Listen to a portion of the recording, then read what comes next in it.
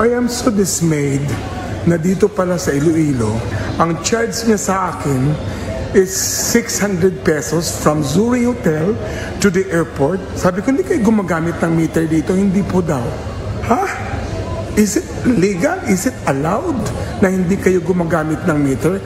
Dismayado ang local tourist at vlogger na si Mamita Lacuachera matapos mabiktima umano ng overcharging ng isang taxi driver sa Iloilo City.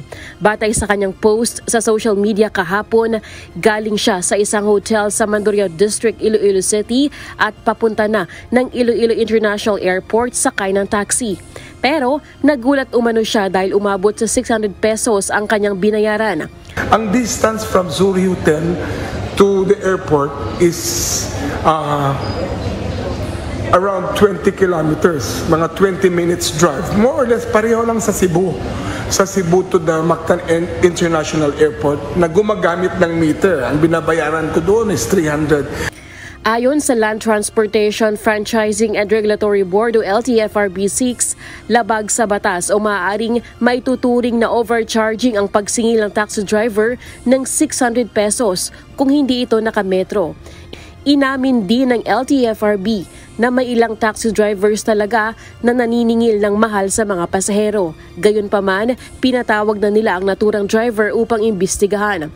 Pinapayuhan din nila ang mga pasahero na kunin ang detalye ng taxi kung mabibiktima sila ng overcharging.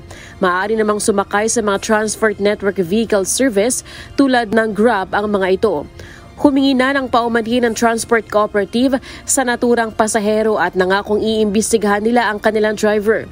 Inatasan naman ni Iloilo City Mayor Jerry Treñas ang LTFRB na imbestigahan ito lalo't malapit na ang highlights ng Dinagyang Festival kung saan libu-libu mga turista ang inaasang dadagsa sa lungsod.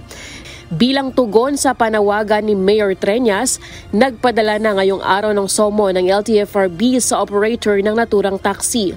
Kasabay nito, tiniyak ng ahensya na bibigyan ng karampatang parusa ang mga violator. Lalaine Moreno, UNTV News and Rescue.